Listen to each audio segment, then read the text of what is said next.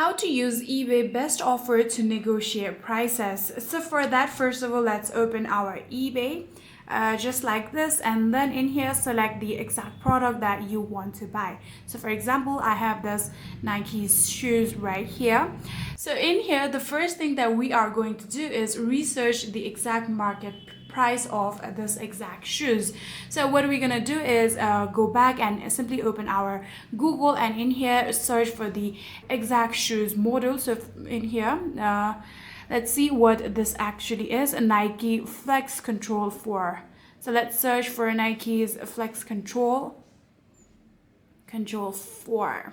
In here you can see, and in here on the official website here you can see the price is $58.97. so in here they are selling it for $70.77. so now we know that this isn't the exact marketplace, and they are just increasing the price and reselling it. So we know that we shouldn't be buying from them. So either way, if you do want to negotiate with them, you can simply negotiate with them and get the best price. So in here again, if I search for another similar shoes just like this, here you can see the price right here too. Again, we know that this isn't the exact original price. You can again go to your Google and research for the exact price, and like that you'll get to know the exact price of the product, and you will know what best offer to negotiate with the seller. And yeah, that's it.